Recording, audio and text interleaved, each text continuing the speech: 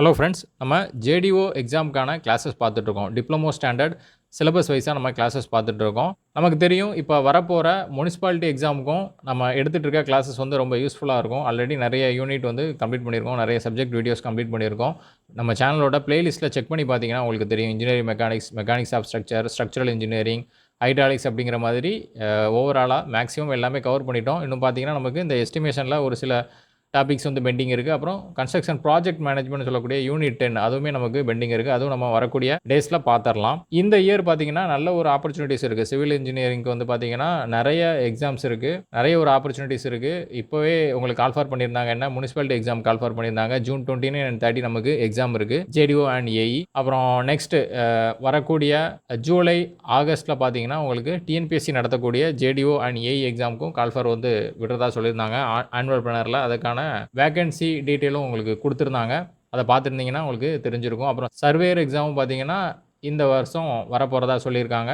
அதனால் நல்ல ஒரு ஆப்பர்ச்சுனிட்டி இருக்குது. தொடர்ந்து ப்ரிப்பேர் பண்ணிகிட்டே இருங்க. நம்ம சேனல்லையும் சரி, சிவில் இன்ஜினியரிங் ரிலேட்டடாக, சப்ஜெக்ட் ரிலேட்டடாக வீடியோ வந்து கண்டினியூஸாக வந்துகிட்டே இருக்கும். அதையும் கண்டினியூஸாக ஃபாலோ பண்ணுங்கள். உங்கள் ஃப்ரெண்ட்ஸ் வந்து எக்ஸாமுக்கு ப்ரிப்பேர் பண்ணிகிட்டு இருந்தாங்கன்னா நம்ம வீடியோஸை வந்து அவங்களுக்கும் ஷேர் பண்ணுங்கள். அப்புறம் வீடியோ எப்படி இருக்குது, நம்ம கிளாஸஸ் எல்லாமே எப்படி இருக்குது அப்படிங்கிறத உங்களோட லைக் மூலமாகவும் கமெண்ட் மூலமாகவும் எனக்கு தெரியப்படுத்துங்க. அது மிகப்பெரிய ஒரு அப்ரிசியேஷனாக அமையும் அப்படிங்கிறதையும் உங்களுக்கு நான் சொல்லிக்கிறேன். அப்புறம் நம்ம வரக்கூடிய டிஎன்பிஎஸ்சி நடத்தக்கூடிய எக்ஸாமுக்கான ஜேடிஓ எக்ஸாமுக்கான ஆனுவல் பிளானரில் சொல்லியிருந்த மாதிரி கால்ஃபார் வந்து பார்த்தீங்கன்னா ஜூலை இல்லைனா ஆகஸ்ட்டில் வரப்போகுது. அந்த எக்ஸாமை ஃபோக்கஸ் பண்ணி இப்போவே பார்த்தீங்கன்னா நம்ம ஒரு 100 டே ஷெடியூல்டு டெஸ்ட் பேட்ச் வந்து ஸ்டார்ட் பண்ணியிருக்கோம். மே 20 வந்து உங்களுக்கு ஸ்டார்ட் ஆகுது. இதில் டெய்லி உங்களுக்கு 20 கொஸ்டின் வந்து டெஸ்ட் இருக்கும். வீக்லி 100 கொஸ்டின் டெஸ்ட் இருக்கும். என்ன படிக்கணும் அதற்கான வீடியோ லிங்க் நம்ம ஆல்ரெடி அப்லோட் பண்ணியிருக்கோம். நீங்கள் பிகினர்ஸ் வந்து பார்த்தீங்கன்னா எதை பார்க்குறது, எப்படி படிக்கிறது அப்படிங்கிற மாதிரி ரொம்ப என்ன பண்ணுவாங்க, கன்ஃபியூஸ் ஆவாங்க. அப்படிங்கிறதுக்காக டெய்லி நம்ம டாபிக் கொடுத்துருவோம். அந்த டாப்பிக்கான வீடியோ சிலபஸ் வைஸாக நம்ம என்ன வீடியோ பார்க்கணும் அப்படிங்கிற வீடியோ லிங்க்கும் சென்ட் பண்ணிடுவோம். நெக்ஸ்ட் டே உங்களுக்கு அதிலேருந்து டெஸ்ட் இருக்கும். ஓகேவா? இப்போது நாளைக்கு டெஸ்ட் இருக்குது அப்படின்னா இன்றைக்கி ஈவினிங் உங்களுக்கு அதுக்கான வீடியோ அண்ட் நோட்ஸும் நான் ப்ரொவைட் பண்ணிடுவேன். ஹேண்ட் ரிட்டன் நோட்ஸும் உங்களுக்கு வந்துடும். நெக்ஸ்ட் டே நீங்கள் அதை ஃபாலோ பண்ணிவிட்டு படிச்சுட்டு டெஸ்ட் எழுத போகிறீங்க. இதே மாதிரி ஒரு செட் ஆஃப் டாபிக்ஸ் வந்து என்ன பண்ணியிருப்போம், வீக்லி கம்ப்ளீட் பண்ணியிருப்போம். அது வீக்கோட எண்டில் 100 கொஸ்டின் உங்களுக்கு டெஸ்ட் இருக்கும். சண்டே ஈவினிங் வந்து உங்களுக்கு டெஸ்ட் இருக்கும். இதே மாதிரி கண்டினியூஸாக நம்ம 100 டேஸ் கொண்டு போகிறோம். 100 டேஸ் ஃபினிஷ் ஆனதுக்கப்புறம் நம்ம கம்ப்ளீட்டாக சிலபஸ் எல்லாமே கம்ப்ளீட் பண்ணியிருப்போம். ஓகேவா? அதில் டெஸ்ட் கொஸ்டின்ஸும் நிறைய ப்ராக்டிஸ் பண்ணியிருப்போம். அதனால் தெளிவான ஒரு நாலேஜ் வந்து உங்களுக்கு கிடைக்கும். ஜாயின் பண்ணணும் அப்படின்னு நினைக்கிறவங்க இந்த வீடியோவில் என்னோடய காண்டாக்ட் நம்பர் கொடுக்குறேன். டீட்டெயில் கலெக்ட் பண்ணிவிட்டு உங்களுக்கு ஜாயின் பண்ணணும் விருப்பம் இருந்தது அப்படின்னா நீங்கள் கண்டிப்பாக ஜாயின் பண்ணலாம். ஓகே, நம்ம ஆல்ரெடி பார்த்தீங்கன்னா எஸ்டிமேஷனுக்கு ஓவராலாக மேக்ஸிமம் எல்லாமே கம்ப்ளீட் பண்ணிட்டோம். ஒரு சில சின்ன சின்ன டாபிக் மட்டும் நமக்கு பெண்டிங் இருக்குது. அதை மட்டும் இந்த வீடியோவில் கவர் பண்ணிட்டோம் அப்படின்னா எஸ்டிமேஷன் நம்ம டிப்ளமோ சிலபஸ்க்கு ஃபுல்லாகவே கம்ப்ளீட் ஆகிடும். ஓகேவா? இன்றைக்கி நம்ம என்ன பார்க்க போகிறோம் அப்படின்னா, ப்ரீவியஸாக எஸ்டிமேஷன் வீடியோ டிஸ்கிரிப்ஷனில் அதுக்கான லிங்க் வந்து நான் உங்களுக்கு கொடுக்குறேன். அதையும் ரெஃபர் பண்ணி பாருங்கள். இன்றைக்கி டாப்பிக்கில் எஸ்டிமேஷன் அப்படின்னா என்ன, எஸ்டிமேட்னா என்ன, அதில் ஒரு சில டைப்ஸ் இருக்குது. இதிலிருந்தும் நிறைய கொஸ்டின்ஸ் வந்து உங்களுக்கு கண்டினியூஸாக கேட்டுட்ருக்காங்க.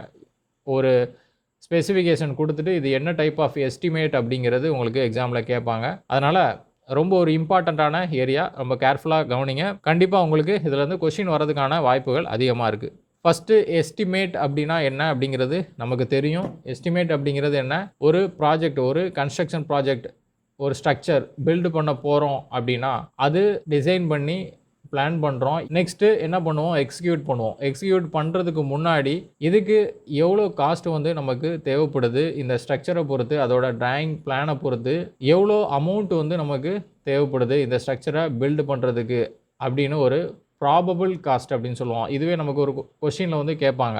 எஸ்டிமேட் அப்படிங்கிறது என்ன அப்படிங்கிறத கேட்பாங்க. ஆப்ஷனில் ப்ராபபிள் காஸ்ட், ஆக்சுவல் காஸ்ட் இந்த மாதிரி கொடுத்து கேட்பாங்க. எஸ்டிமேட் அப்படிங்கிறது என்ன, ப்ராபபிள் காஸ்ட். ஓகேவா? இது ஒரு முக்கியமான கொஸ்டின், இதை நோட் பண்ணிக்கோங்க. என்ன டெஃபினிஷனில் சொல்லியிருக்காங்கன்னு பாருங்கள். Estimate is the probable cost of a work which is prepared before construction of any project. ஏதாவது ப்ராஜெக்ட் கன்ஸ்ட்ரக்ட் பண்ணுறதுக்கு முன்னாடியே ஒரு ப்ராபபிள் காஸ்ட் வந்து நம்ம டெரைவ் பண்ணி வச்சுருப்போம். அதுதான் எஸ்டிமேஷன் அப்படின்னு சொல்கிறாங்க.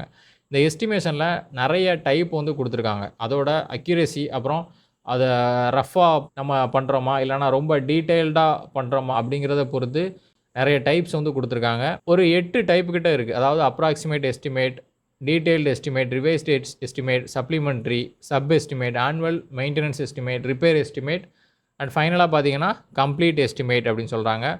அப்ராக்சிமேட் எஸ்டிமேட் அப்படிங்கிறதுக்கு ஒரு 2 நேம் எக்ஸ்ட்ரா கொடுத்துருக்காங்க. என்ன அப்படிங்கிறதையும் நோட் பண்ணிக்கோங்க. இதுவும் உங்களுக்கு எக்ஸாமில் கேட்கலாம். ரஃப் எஸ்டிமேட், இன்னொரு பேர் பார்த்தீங்கன்னா ப்ரிலிமினரி எஸ்டிமேட் அப்படின்னு சொல்கிறோம்.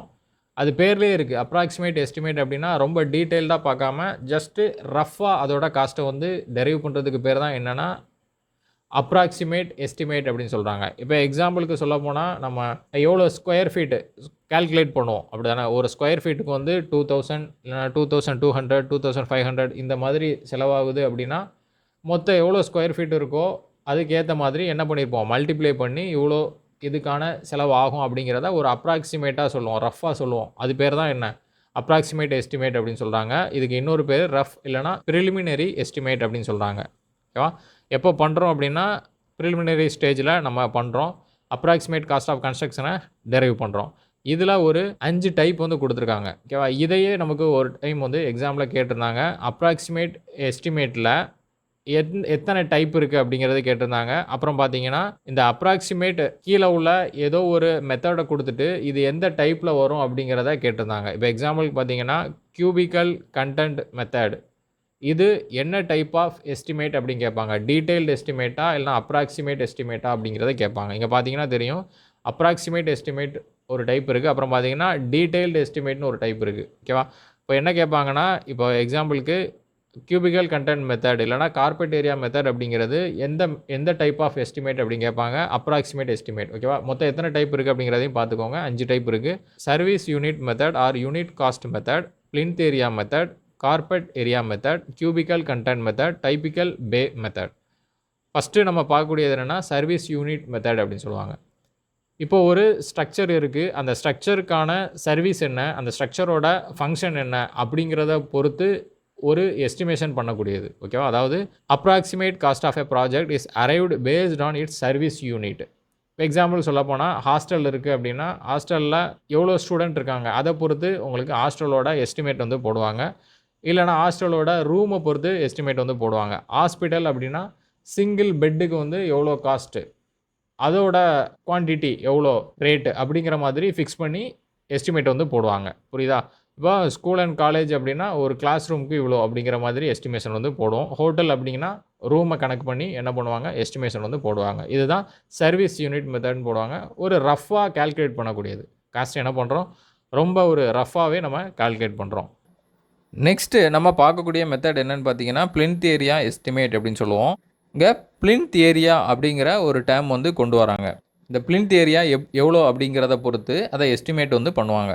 ஓகேவா? இப்போது பிளின்த் ஏரியா பெர் மீட்டர் ஸ்கொயருக்கு இவ்வளோ ரேட் வந்து நமக்கு செலவாகுது அப்படின்னா மொத்தமாக எவ்வளோ பிளின்த் ஏரியா இருக்கோ அதை அந்த ரேட்டோட மல்டிப்ளை பண்ணிட்டோம் அப்படின்னா பெர் மீட்டர் ஸ்கொயருக்கு இவ்வளோ அப்படின்னா மொத்த ஏரியாவுக்கு எவ்வளோ அப்படிங்கிறத கால்குலேட் பண்ணி இது மூலமாக அப்ராக்சிமேட் எஸ்டிமேட்டட் காஸ்ட்டை வந்து டெரைவ் பண்ணுவாங்க. புரியுதா? அந்த பிளின்த் ஏரியா அப்படிங்கிறது என்ன, அந்த பிளின்த் ஏரியாவுக்குள்ளே என்னெல்லாம் வரும், அப்புறம் ஒரு பிளான் கொடுத்துட்டு இதில் பிளின்த் ஏரியாவை கால்குலேட் பண்ணுங்கள் அப்படிங்கிற மாதிரி டைமென்ஷன் கொடுத்து உங்களுக்கு கேட்பாங்க எக்ஸாமில். ரொம்ப ஒரு முக்கியமான ஏரியா. இப்போது இந்த பிளின்த் ஏரியா அப்படிங்கிறது என்ன, அப்புறம் ஒரு எக்ஸாம்பிள் சம்மம் பிளின்த் ஏரியா எப்படி கால்குலேட் பண்ணுறது அப்படிங்கிற எக்ஸாம்பிள் ப்ராப்ளம் நம்ம பார்க்கலாம். இப்போ பிளின்த் ஏரியா அப்படிங்கிறத எதை சொல்கிறாங்க அப்படின்னா ஒரு சைட்டில் ஒரு பில்டப் கவர்டு ஏரியா அப்படின்னு சொல்லுவோம். ஒரு ஸ்ட்ரக்சர் வந்து ஒரு ஏரியாவை கவர் பண்ணி பில்ட் ஆகியிருக்கு அப்படின்னா அதை மொத்தமாக அவுட்டர் டு அவுட்டர் எக்ஸ்டர்னல் வால் அந்த டைமென்ஷனை மெஷர் பண்ணோம் அப்படின்னா அது பேர் தான் என்ன சொல்கிறாங்க, பிளின்த் ஏரியா அப்படின்னு சொல்கிறாங்க. ப்ரொஜெக்ஷன் இதெல்லாம் என்ன பண்ணுவாங்க, சேர்க்க மாட்டாங்க. ப்ரொஜெக்ஷன் இருந்தது அப்படின்னா அதெல்லாம் என்ன பண்ணுவாங்க, சேர்க்க மாட்டாங்க. ஜஸ்ட் இந்த எக்ஸ்டர்னல் வாலுக்குள்ளே மொத்த டைமென்ஷனை நம்ம மெஷர் பண்ணக்கூடியதான் என்ன பிளின்த் ஏரியா அப்படின்னு சொல்லுவோம். இப்போ எக்ஸாம்பிளுக்கு இது ஒரு 10 மீட்டர், இது ஒரு 15 மீட்டர் அப்படின்னா மொத்தமாக இதோட பிளின்த் ஏரியா என்ன 150 மீட்டர் ஸ்கொயர். புரியுதா? என்ன சொல்கிறாங்க, இந்த ஃப்ளோர் லெவலுக்கு மேலே built up covered area measured at floor level is termed as plinth area. Courtyard open area sunshaded projecting out at floor level. ஏதாவது ப்ரொஜெக்ஷன் இருக்குது, ஓப்பன் ஸ்பேஸ் இருக்குது, கோர்ட்யார்டு இருக்குது. இப்போ இதெல்லாம் பார்த்தீங்கன்னா பிளின்த் ஏரியாவுக்குள்ளே வருமா, வராது. ஓகேவா? Not included in the plinth area. இதை நமக்கு கேட்பாங்க. கோர்ட்யார்டு வந்து எது வந்து வராது, பிளின்த் ஏரியாவுக்குள்ளே வராது அப்படிங்கிற மாதிரி 4 ஆப்ஷன் கொடுத்து கேட்பாங்க. அதை நம்ம தெளிவாக பார்த்துக்கணும். கோர்ட்யார்டு, ஓப்பன் யார்டு, அப்புறம் பார்த்தீங்கன்னா அவுட்வேர்டாக ப்ரொஜெக்டாக இருந்தது அப்படின்னா அதெல்லாம் வராது. கேண்டிலிவர் ப்ரொஜெக்ஷன்ஸ் இதெல்லாம் எதுக்குள்ளே வராது, பிளிந்த் ஏரியாவுக்குள்ளே வராது. Plinth area it include staircases வருமானு கேட்டிங்கன்னா வரும். இப்போ ஸ்டேர்கேஸோட ஏரியா வரும். இண்டிவிஜுவலாக ஒவ்வொரு ஸ்டேர்ஸோட ஏரியாவை வந்து சேர்த்துக்க மாட்டாங்க. பிளிந்த் ஏரியா அப்படிங்கிறதுக்கான டெஃபினிஷன் என்ன அப்படிங்கிறத பாருங்கள். It is calculated at floor level by taking external dimension of the building excluding plinth offset. Plinth ஆஃப்செட்டை நம்ம கால்குலேட் பண்ண மாட்டோம். நம்ம எக்ஸாம்பிள் ப்ராப்ளம் பார்ப்போம், அப்போ உங்களுக்கு புரியும். It shall be including area of porches other than cantilevered. Cantilever ப்ரொஜெக்ஷனை எடுத்துக்க மாட்டோம். போர்ச்சஸ் அப்படின்னா என்ன, அந்த ஃப்ரண்ட்டில் கன்ஸ்ட்ரக்ட் பண்ணக்கூடிய ஒரு ஏரியாவை தான் என்ன சொல்லுவாங்கன்னா போர்ச்சஸ் அப்படின்னு சொல்லுவோம். புரியுது? அதில் கேண்டிலிவர் ப்ரொஜெக்ஷன் மாதிரி இருந்ததுன்னா அதை நம்ம எடுத்துக்க மாட்டோம். ஒரு ஃபுல்லாக ஒரு கவர்டாக இருந்தது அப்படின்னா தான் நம்ம என்ன பண்ணுவோம், அந்த ஏரியாவை இன்க்ளூட் பண்ணுவோம். ஏரியா ஆஃப் வால் வந்து நம்ம உள்ளே சேர்த்துப்போம். ஓகேவா? Excluding plinth offset. புரியுதா உங்களுக்கு? இதுதான் பிளிந்த் ஏரியா அப்படின்னு சொல்கிறாங்க. பிளிந்த் ஏரியா அப்படிங்கிறது என்ன, ஒரு built up covered area. External outer to outer அந்த டிஸ்டன்ஸை வந்து நம்ம கால்குலேட் பண்ணி டைமென்ஷனை மல்டிப்ளை பண்ணி என்ன பண்ணுவோம், ஏரியாவை கால்குலேட் பண்ணுவோம். இதில் பிளிந்த் ஆஃப்செட்டை சேர்த்துக்க மாட்டோம். கேண்டிலிவர் ப்ரொஜெக்ஷன் வராது. கோர்ட்யார்டு, ஓப்பன் ஏரியா, ஓகேவா, இதெல்லாம் பார்த்தீங்கன்னா பால்கனிஸ், இதெல்லாம் பிளிந்த் ஏரியாவுக்குள்ளே வராது. என்னெல்லாம் வருது அப்படிங்கிறத ஜஸ்ட் பார்த்துக்கோங்க. Plinth area include, plinth area exclude. Plinth ஏரியாவுக்குள்ளே வர்றது என்ன, வராதது என்ன. Area of wall at floor level excluding plinth projection. Plinth ப்ரொஜெக்ஷனை எக்ஸ்க்ளூட் பண்ணிடுவோம், பிளிந்த் ப்ரொஜெக்ஷனை சேர்த்துக்க மாட்டோம். அதை நம்ம பார்ப்போம். அப்புறம் internal shaft of sanitary installation not exceeding 2 metre square. இன்டர்னலாக நம்ம சானிட்டரி ஃபிட்டிங்ஸ்க்கு ஓப்பனிங், அதாவது ஷாஃப்ட் ப்ரொவைட் பண்ணோம் அப்படின்னா அது 2 மீட்டர் ஸ்கொயருக்கு மேலே போகல அப்படிங்கிற பட்சத்தில் நம்ம அதை சேர்த்துப்போம். 2 மீட்டர்ஸ்க்கு மேலே போயிருச்சு அப்படின்னா அது பிளிந்த் ஏரியாவுக்குள்ளே வராது. ஓகேவா? பிளிந்த் ஏரியாவுக்குள்ளே வரும் எப்போ அப்படின்னா 2 மீட்டர் ஸ்கொயர், அந்த ஷாஃப்டோட ஏரியா 2 மீட்டர்ஸ்க்கு உள்ளே இருந்துச்சுன்னா அது பிளிந்த் ஏரியாவுக்குள்ளே கணக்கில் நம்ம எடுத்துப்போம். 2 மீட்டர் ஸ்கொயருக்கு மேலே போயிருச்சு அப்படின்னா கணக்கில் எடுத்துக்க மாட்டோம். லிஃப்ட் பிளிந்த் ஏரியாவுக்குள்ளே வரும். ஏர் கண்டிஷனிங் டக்ட், ஓகேவா, ஏர் கண்டிஷன் ப்ரொவைட் பண்ணுறதுக்கான டக்ட், இதுவுமே பிளிந்த் ஏரியாவுக்குள்ளே வரும். அப்புறம் போர்ச்சஸ் ஆஃப் நான் கேண்டிலிவர் டைப். கேண்டிலிவர் டைப் இல்லாமல் போர்ச்சஸ், இதில் நமக்கு கேண்டிலிவர் ப்ரொஜெக்ஷன் இல்லை அப்படின்னா, நான் கேண்டிலிவர் டைப் அப்படின்னா நம்ம இதில் சேர்த்துப்போம், பிளிந்த் ஏரியாவில் சேர்த்துப்போம். அப்புறம் எதில் வராது அப்படின்னு பார்த்தீங்கன்னா courtyard, balconies, any cantilever projection, இது எல்லாமே பிளிந்த் ஏரியாவுக்குள்ளே வராது. ஸ்டேர் கேசஸ் வரும், ஸ்டேர்ஸ் வந்து வராது. அப்புறம் ஆர்கிடெக்சரல் பேண்ட்ஸ், கார்னைசஸ், அப்புறம் dome, tower projecting above the terrace level, இதெல்லாம் பார்த்தீங்கன்னா உங்களுக்கு எக்ஸ்க்ளூட் ஆயிரும். எதில் வராது, பிளிந்த் ஏரியாவுக்குள்ளே வராது. ஓகேவா? Next plinth area calculation. இதை நமக்கு எக்ஸாமில் அடிக்கடி கேட்பாங்க. ஒரு பிளான் கொடுத்துருவாங்க, பிளான் கொடுத்துட்டு இதில் பிளிந்த் ஏரியா என்ன அப்படிங்கிறத நமக்கு எக்ஸாமில் கேட்பாங்க.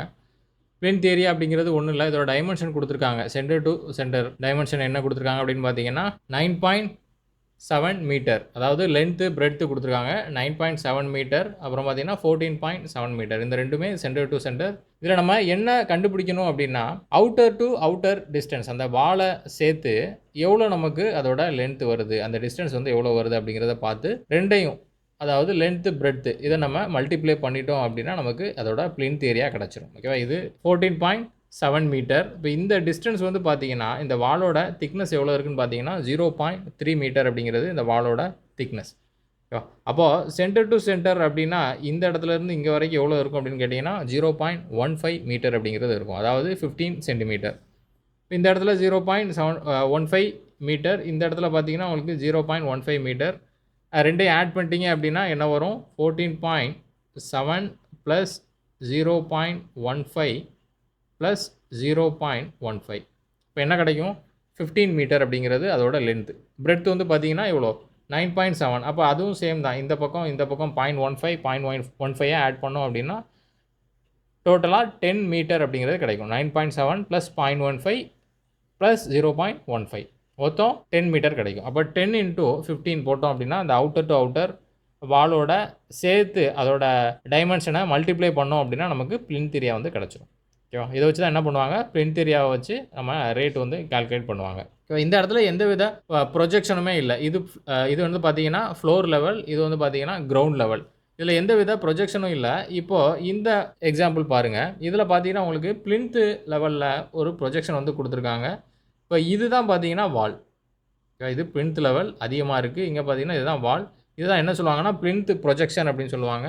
இப்போ இங்கே இருக்கிறது என்னென்னு பார்த்தீங்கன்னா கிரவுண்ட் லெவல் உங்களுக்கு இருக்குது. இப்போ plinth ப்ரொஜெக்ஷன் இந்த ரெட் கலரில் அவுட்லைன் மார்க் பண்ணியிருக்கோம் பார்த்தீங்களா, இது எல்லாமே plinth ப்ரொஜெக்ஷன். இப்போ இந்த plinth ப்ரொஜெக்ஷனை சேர்க்கணுமா அப்படின்னு கேட்டிங்கன்னா சேர்க்க வேண்டாம். அதுதான் இங்கே சொல்லியிருப்போம். plinth ஏரியா கால்குலேட் பண்ணும்போது அந்த plinth ப்ரொஜெக்ஷனை வந்து நம்ம சேர்க்க மாட்டோம்.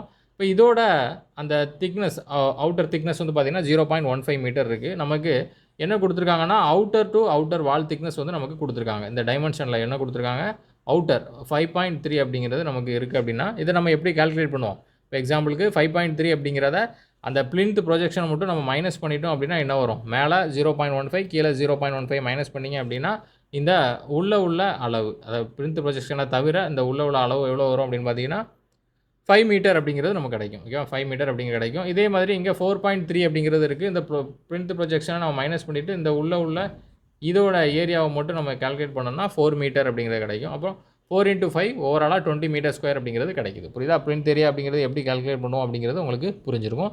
இப்போ இந்த plinth ஏரியாவில் என்னென்ன வருது, எதில் எக்ஸ்க்ளூட் ஆகும், எது இன்க்ளூட் ஆகும் அப்படிங்கிறத அந்த டேபிளர் காலமில் நம்ம பார்த்துருப்போம். அதையும் நீங்கள் தெளிவாக புரிஞ்சுக்கோங்க.